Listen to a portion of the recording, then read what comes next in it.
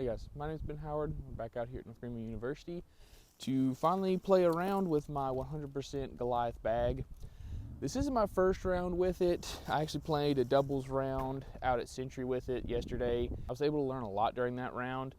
The main thing that I would really say I learned is like in my mid-range and distance driver categories, or overstable distance drivers categories. So that part is feeling really good now. But now I want to get into the fairway driver section of my bag and the flippy distance driver section.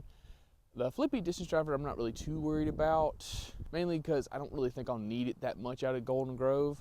But the fairway driver section of my bag I really need to learn, because I'm going to be using them a lot out at Golden Grove. So coming out here to North Greenville was a no-brainer because it's the closest course to my house basically, and this is a perfect place to really throw those fairway drivers and some flippy distance drivers. The only thing that's a little annoying is a little cold and a little windy today, so it's not perfect conditions, but we'll be able to get a good idea of what these discs are going to fly like.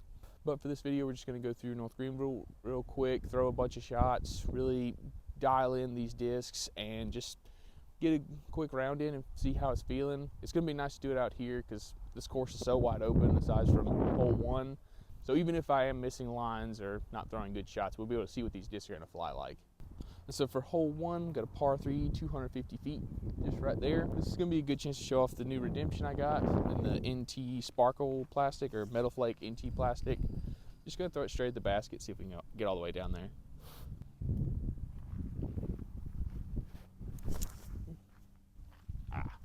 Oh. Well, we did get all the way down there.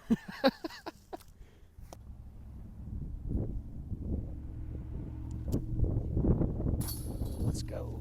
There we go. All right, guys, so for hole two, par 3, 280 feet. Yeah, straight ahead up on top of the hill. This is going to be a good hole to really figure out the differences between the arcs and the Enochs. So I think I'm going to throw all 6 of these. We are throwing into a tailwind, so these are going to act a little bit more stable than I'm thinking, but should fly about what I want. I'm just going to throw all of them pretty much just straight at the basket. So that's maybe this yellow Oasis arc. This one's a little bit less stable than the rest of these, but all of them I'll probably throw straight at the basket.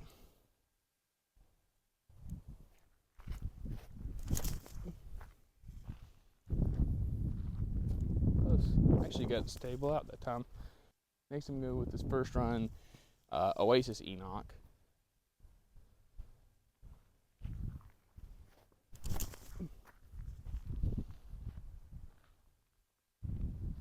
Yeah, that tailwind's really stabling them up.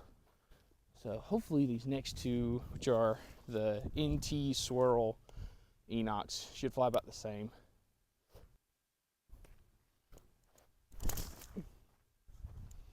Oh, they're even more stable. Okay. Well, I didn't really feel like I could get throw on that one, so let's see if it's consistent.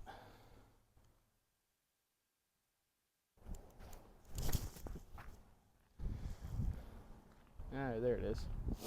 Then for these last two, we got NT Arcs. This orange one's going to be a little bit more stable than this yellow one, but they're both going to be more stable than those Enochs.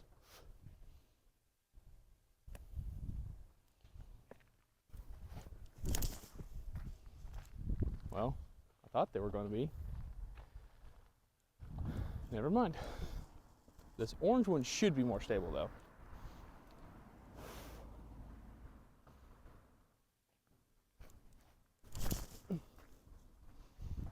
Yeah, there you can see it. Skip up there. Oh, heck yeah. Oh, well.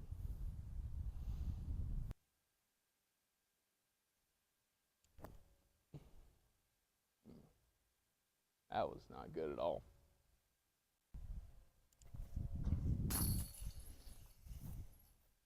All right, guys, for hole 3, we got a par 3, 290 feet. Basket's on the other side of this hill. For this one, I want to throw the NT Enoch and the 2 NT Arcs. I want to throw them on hyzer at this bush on the right. I'm assuming some of them are going to flip up, or all of them except for the orange one should flip up and then hopefully drag back to the left a little bit. I might be able to just throw this arc flat, so I think I'm going to throw it first.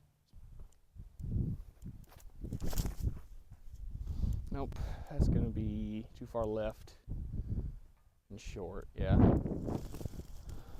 probably have a putt from there, but not a very open one. All right, now we'll go with the other arc. I think I could throw this one flat with how strong this tailwind is. Nope. God, I didn't get it high enough anyway.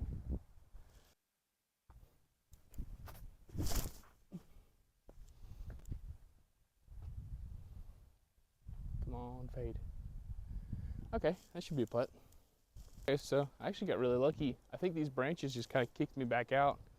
Normally you kind of filter through them and get all the way in there, and then you have like absolutely no putt even though you're inside the circle, but I'll take what I can get.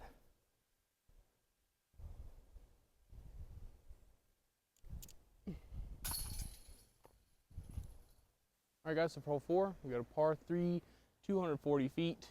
Just throwing a hyzer through this gap. But for this hole, we're going to compare the Redemption to the OT Samson, because I talked about these two in my building the bag video, where I thought this was going to be the biggest gap I was going to have in my bag. Because I would say the Redemption is like a -1-2. Like in calm conditions, I could throw it flat and it's going to fade out for me.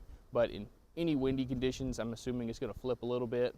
Whereas these OT Samsons, they're not quite as overstable as the Oasis Samsons, but I would say these are like 0-3, like very, very overstable. But the gap between these two is fairly big, and I'll go ahead and show that off on this hole. I think I'm going to go with the Samson as my main shot.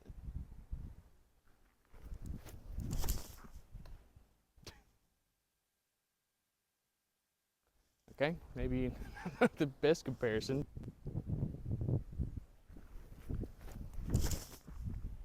Woo!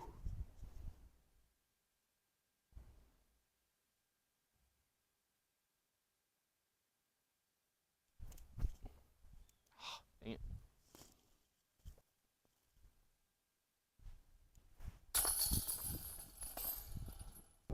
All right, guys, so for hole 5, we got a par 3, 270 feet. Basket straight ahead on an island. For this one, as you can tell by the flag, we've got pretty much a straight headwind. So this would be a good chance to test out some more of the overstable stuff. So I'm gonna go with the arc as my main shot, and then I'll throw the Samson so you can actually see what it flies like and see how wind resistant it actually is.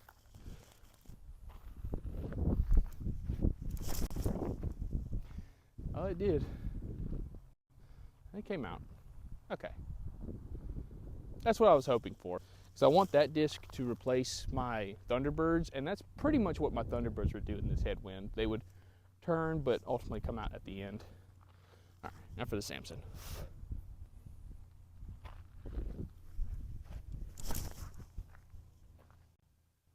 Yeah, not gonna get to the island. Well, I actually did make it to the island. Nice.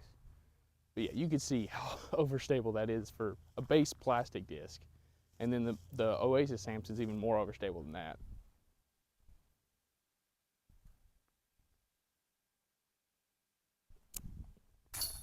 Nice. All right, guys, so for hole 6, we got a par 4, 528 feet.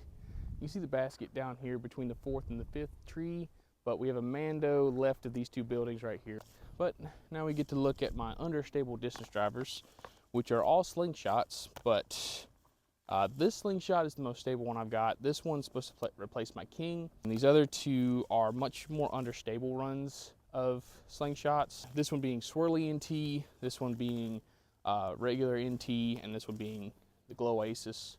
These two are like bomber distance drivers. Like these are ones I can hit on a ton of hyzer, have them flip up and turn over. So we're gonna try these out, just see how they compare to each other. I'm assuming these two are gonna be really close, but what I'm hoping is this one's gonna hold the turn near the end of the flight, and this one's going to want to come out near the end. Granted, we are throwing into a tailwind now, so we'll see, but I'm gonna go with the swirly NT one first.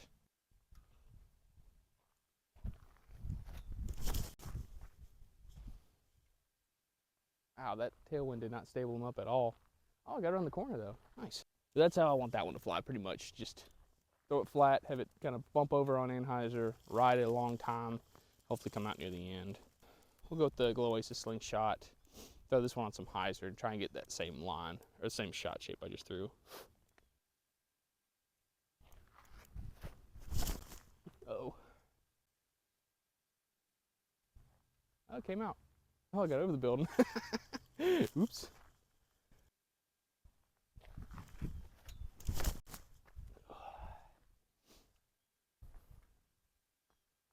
Eh, that was okay. Just threw it too low.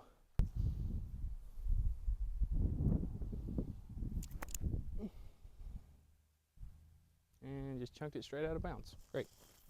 Let's go ahead and save our par.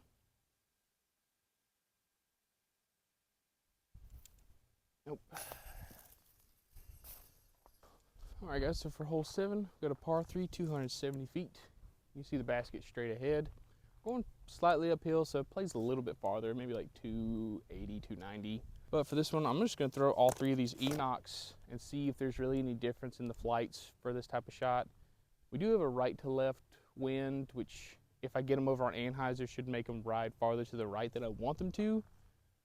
So I'm tempted to throw them on some hyzer up to the right, let them flip up.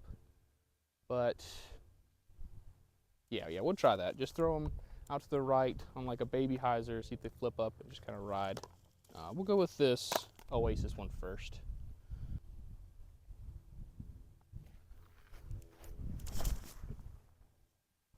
Oh, that flipped up and over. Okay, interesting.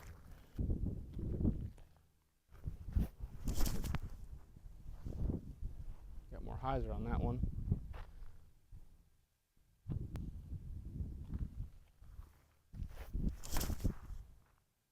Pulled that one a little bit. I think that should still work. Yeah. Okay, so really don't notice a difference between any of them. If anything, the orange one might be a touch flippier. So that's definitely something I'll have to mess around with and see, but I really don't need but one of those discs in my bag, it looks like. So that's kind of nice to know I have a bunch of backups.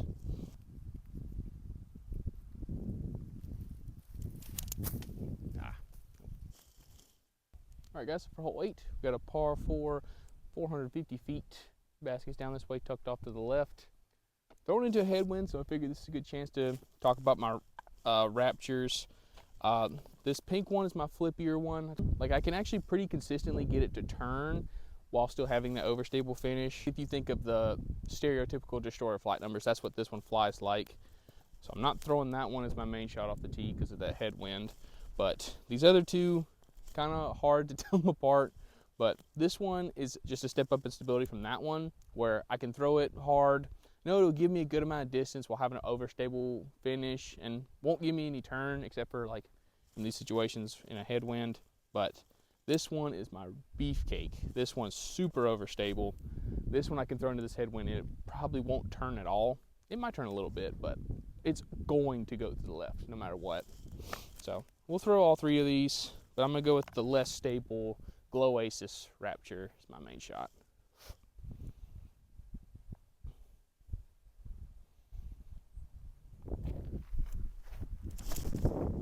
I pulled it. Yeah, that's about what I expect in that kind of wind.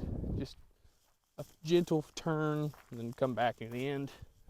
Next we'll do the Oasis one. Throw it a little bit farther out to the left.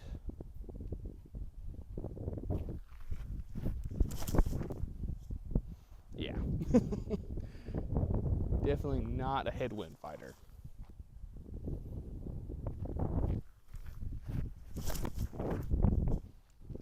Yep.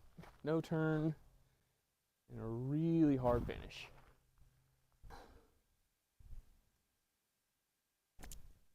No, too much.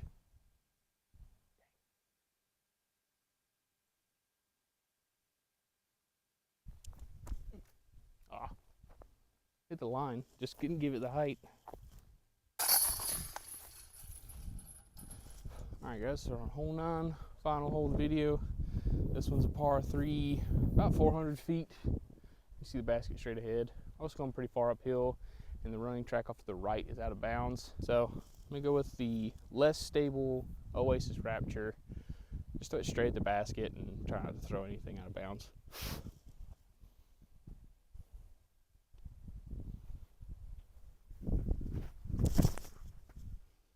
That's not out of bounds. Okay. I got a good skip.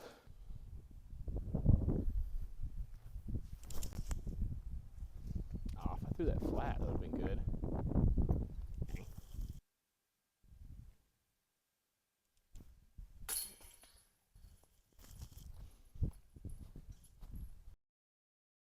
Alright guys, that finishes up our first ever round with 100% Goliath being in the bag, and turned out pretty well. But I do have an order from Goliath coming in, which is going to have some stuff that should fill in some more slots in my bag. And a big thank you to Josh from Goliath for sending me some of his actual stuff from his personal collection, which is going to be some really cool stuff I'm looking forward to getting into. I think I'm supposed to get that tomorrow. I was tempted to wait until I got that stuff to make this video, but I can't do it tomorrow. It looks like it's going to either rain or snow on Wednesday, and so I don't know if I'll be able to get out on Thursday or not. And then Friday is when I want to film the tournament prep.